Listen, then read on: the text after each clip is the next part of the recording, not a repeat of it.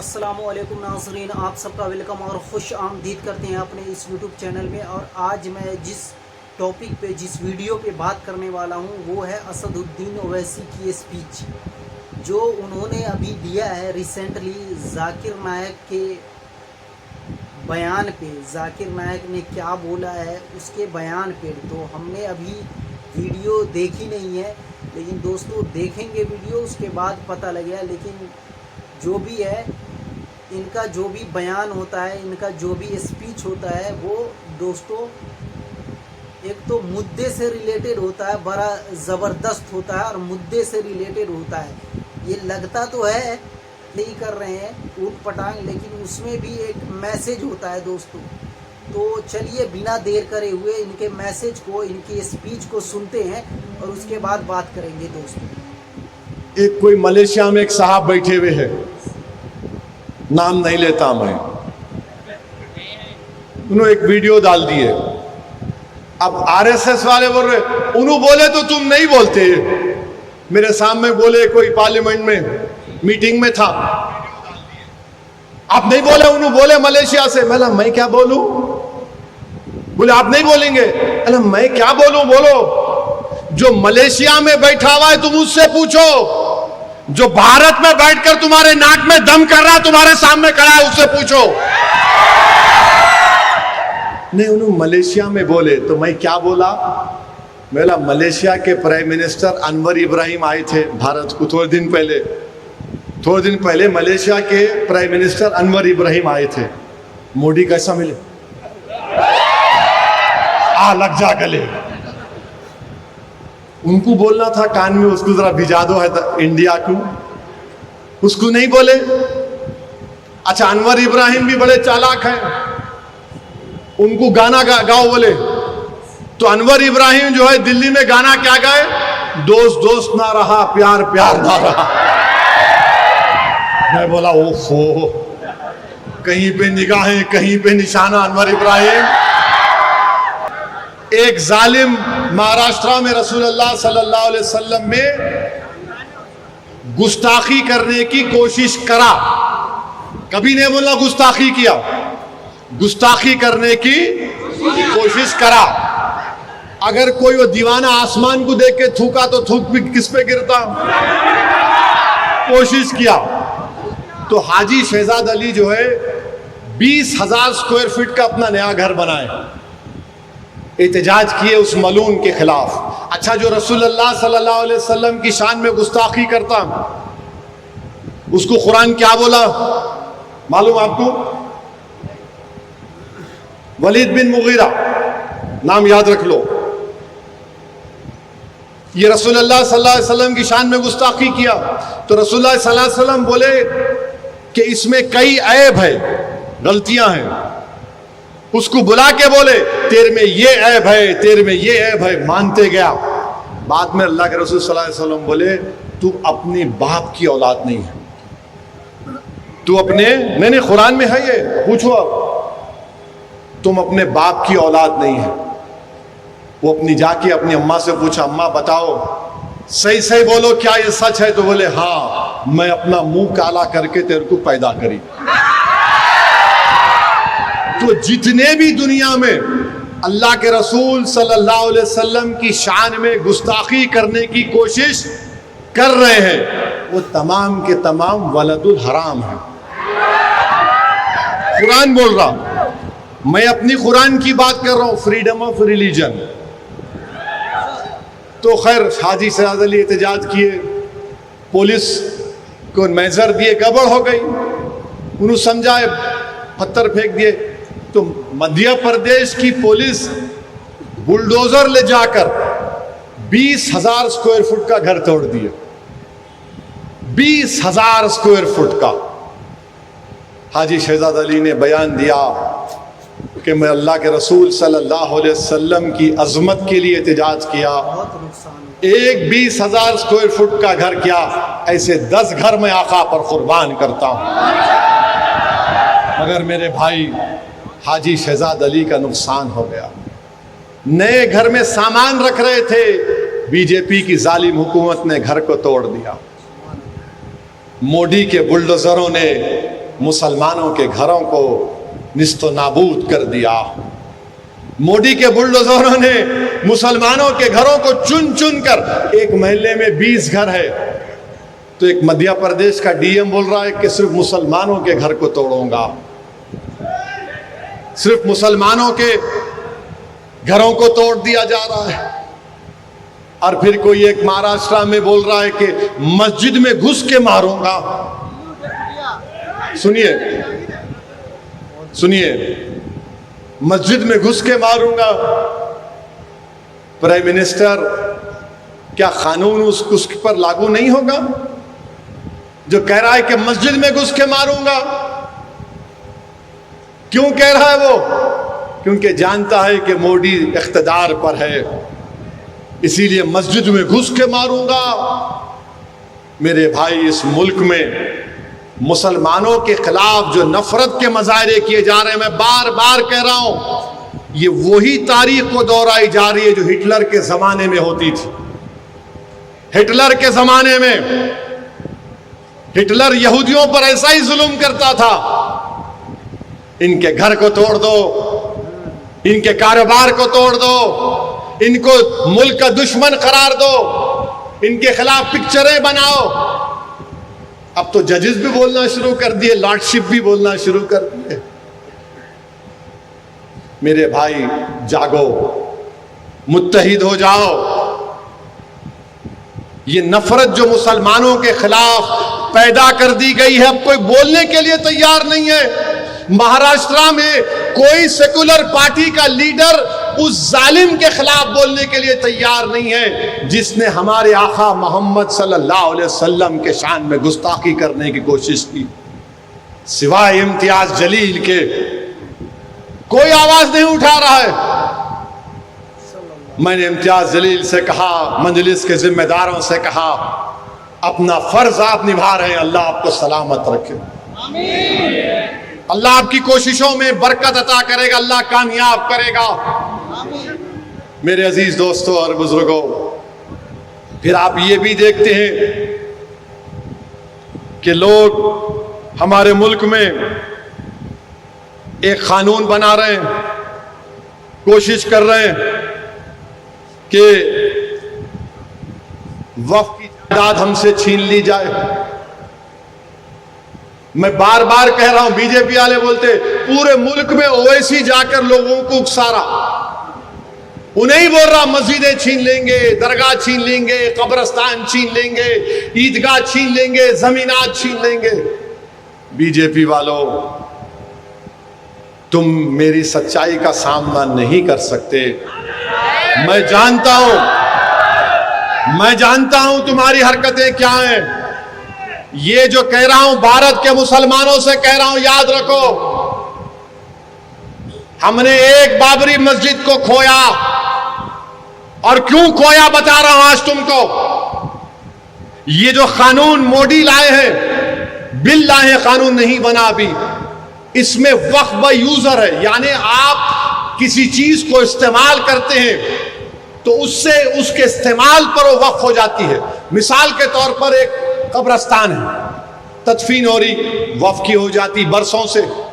मस्जिद है, जिस अंग्रेजी का वर्ड है टाइम इमेमोरियल से आप नमाज पढ़ रहे हैं, वक्फ बाय यूजर है। ईदगाह है। तो अब मोदी क्या किए, वक्फ बाय यूजर को निकाल दिए, और मोदी ये बोल रहे कि आप रजिस्टर्ड डीड से अब आप वक्फ करना, यानी जितने वक्फ की प्रॉपर्टियां हैं 33,000 वक्फ की प्रॉपर्टी तेलंगाना में। तो मोदी ये बोल रहे हैं कि अब ये कानून जब खुदा ना खास्ता बन गया तो ये 33,000 वक्फ की प्रॉपर्टीज जो तेलंगाना में है, इसमें 90% के पास डीड नहीं है, रजिस्टर्ड डीड नहीं है, तो वो क्या होंगे, वक्फ नहीं रहेंगे ना वक्फ। जब कानून बोलेगा कि रजिस्टर्ड डीड लेकर आओ, रजिस्टर्ड डीड नहीं है। और फिर हम ये भी देखते हैं कि हमारे वतन अजीज में मुसलमानों से नफरत के जो मजाहरे हो रहे हैं, हद तो ये हो गई कि बेंगलुरु के हाई कोर्ट के लॉर्डशिप जज साहब ने बयान दिया क्या बयान दिया कि बेंगलुरु में एक इलाका है मुसलमानों का, उन्होंने कहा वो पाकिस्तान का इलाका है, जज हाई कोर्ट का जज है। आप बताइए या लॉर्डशिप को क्या हो गया? आप कोर्ट में बैठ के बोल रहे हो इलाका पाकिस्तान का है। जज साहब ये भारत का इलाका है, ये भारत का मुल्क है, जो संविधान पर आपने हल्फ लेकर इंसाफ करने का आपने हल्फ लिया था, और आप उस इलाके को पाकिस्तान कह रहे हैं। मेरे अजीज दोस्तों और बुजुर्गों, अच्छी बात है कि सुप्रीम कोर्ट ने इसका नोटिस लिया है। अच्छा, वही जज साहब एक लेडी लॉयर को बोल दिए, लॉयर को बोल रहे अम्मा अब आप ये बोलेंगे कि तुम्हारा क्लाइंट अंडरवेयर कौन सी रंग की पहनता? नहीं, हंसने की बात नहीं है, इनकी सोच देखो आप। विश्व हिंदू परिषद एक मीटिंग करी, उस मीटिंग में 25 से ज्यादा रिटायर्ड जजेस आ गए, मीडिया की रिपोर्ट है। अब बताइए, जो इंसाफ करने वाले अगर जाकर वहां बैठेंगे विश्व हिंदू परिषद आरएसएस के पास, क्या इंसाफ करेंगे ये लोग? कौन से संविधान का पास लिहाज करेंगे? कौन सा कानून की बालादस्ती को सामने रखकर फैसला देंगे? मैं भारत के मुसलमानों से अपील कर रहा हूं, देखो इन चीजों को, महसूस करो इन चीजों को। और फिर हम नहीं देखते कि एक करीमनगर के एमपी है जो भारत की कैबिनेट में विजारत दाखिला का मंत्री है, करीमनगर में बोल रहा है कि भारत के मदरसों में AK-47 सिखाया जाता झाड़ू के साथ। अरे तुम होम मिनिस्टर हो, इतनी नफरत तुमको क्यों है करीमनगर के एमपी? AK-47 मदरसों में सिखाया जाता। राजा राम मोहन राय, मुंशी प्रेमचंद मदरसों में नहीं पढ़े थे? ये कह रहा है मदरसों में AK-47 सिखाया जाता। सुनो करीमनगर के एमपी, तुम्हारी आरएसएस आजादी की लड़ाई में कोर अदा नहीं की थी। आरएसएस के लोग मियां मिट्ठू बनकर बैठे थे, अंग्रेजों से कुर्बानियों ने दी, अंग्रेजों के खिलाफ लगाएंगे, अंग्रेजों के खिलाफ ये मदरसे वालों ने जिहाद का फतवा दिया था। सुनो करीमनगर के एमपी, करीमनगर के एमपी, अंग्रेजों के खिलाफ अल्लामा फजल हक खैराबादी ने जिहाद का फतवा दिया था। काला पानी की सजा अल्लामा फजल हक खैराबादी को हुई, उसी काला पानी भी अल्लामा फजल हक खैराबादी का इंतकाल हो गया। सुनो करीमनगर के एमपी, तुम्हारी आरएसएस कुछ नहीं की भारत की आजादी की लड़ाई में। मुरादाबाद के वाली में दीन हजरत काफी जब फांसी के फंदे पर जा रहे थे तो मुस्कुरा रहे थे, नाते शरीफ पढ़ रहे थे। तुम नहीं जानते हमारी तारीख को करीमनगर के एमपी, तुमको इस्लामोफोबिया की एक बीमारी है। मुसलमानों से नफरत करना तुम्हारी फितरत है और तुम्हारा प्राइम मिनिस्टर झूठा है। सबका साथ, सबका विकास, सबका विश्वास, और ये करीमनगर का इनका कैबिनेट का मंत्री AK-47 सिखाया जाता कहते। अरे तू कह का होम मिनिस्टर है, उस मदरसे में AK-47 निकाला तू? कौन से मदरसे में AK-47 है? हमारे मदरसों में मुड़ी, हमारे मदरसों में बच्चों को जबान से नरम गुफ्तगू करना सिखाया जाता। हमारे मदरसों में बच्चों को अल्लाह का खौफ पैदा किया जाता और मोहम्मद सल्लल्लाहु अलैहि वसल्लम पर मर मिटने का जज्बा सिखाया जाता है। ये हमारे मदरसे, इन आके बोल रहे AK-47। अच्छा, AK-47 आप होम मिनिस्टर हैं ना, मणिपुर में 800 हथियार पुलिस के लेके भाग गए, अब तक नहीं मिले। अरे जाना वहां पे मणिपुर को तू।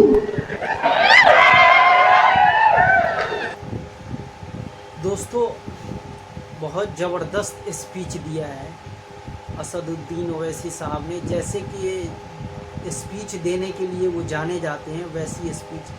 लेकिन एक बात बताऊं आपको, मुसलमानों को जागरूक करने के लिए असदुद्दीन ओवैसी साहब ने जो कनेक्ट कर रखा है ना, मुसलमान जो मोमिन होता है ना, मोमिन, उसके दिल में इनकी आवाज़ जाती है, डायरेक्ट कनेक्शन है। मतलब इनको अल्लाह हमेशा सलामत रखे और कनेक्ट करते हैं दिल से, मुसलमानों को जागरूक रखते हैं। जाके जब अपनी स्पीच देते हैं ना, तो उससे मुसलमान को बहुत सारे वाक़े और जो आज की ज़िंदगी में मुसलमानों पर जो जुल्म हो रहा है, सितम हो रहा है, उसको एक कानून के दायरे में जाके स्पीच देते हैं। और जो हो रहा है वो मतलब मुसलमान को कम से कम वो ज़ाहिरन पता लग जाता है। आप मुसलमान हो तो इनकी स्पीच कनेक्ट करती है आपको। और लोग इनका जो विरोध करते हैं उनसे कहूँगा कि कम से कम जो मुसलमान को जागरूक कर रहे हैं ना, वो काम आप में से कोई नहीं कर रहा है। कोई ऐसी जमात नहीं है जो इतना खुलकर बीजेपी और आरएसएस के खिलाफ इतना खुलकर बोलने वाली है। और ये मुसलमानों को जो पेशे मंजर आज के डेट में जो मुसलमानों के साथ हो रहा है, जो भी घटनाएं घट रही है, जैसे बुलडोज़र चलाया जा रहा है मुसलमानों के घर पे, वो सबको याद दिलाने के लिए और अपडेट देने के लिए, क्योंकि पढ़े लिखे हैं भाई, ये अपडेट देते, ये अपडेटेड रहते हैं और जाके अपडेट देते हैं। ऐसा कोई मुसलमान नेता नहीं है जो अपनी कॉन्फ्रेंस जाके हर मुद्दे पे करता है।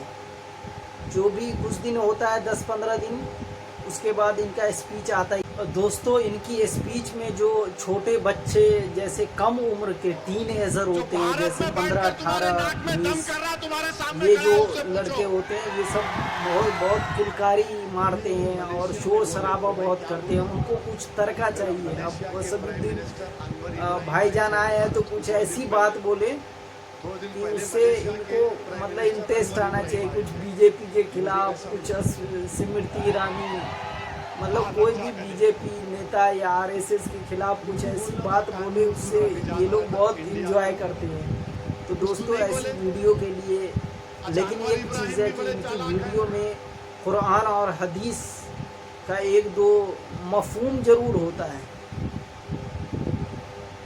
जी, कुरान और हदीस से बात करते हैं, कुरान और हदीस से लोगों को इत्तला करते हैं, लोगों को समझाते हैं।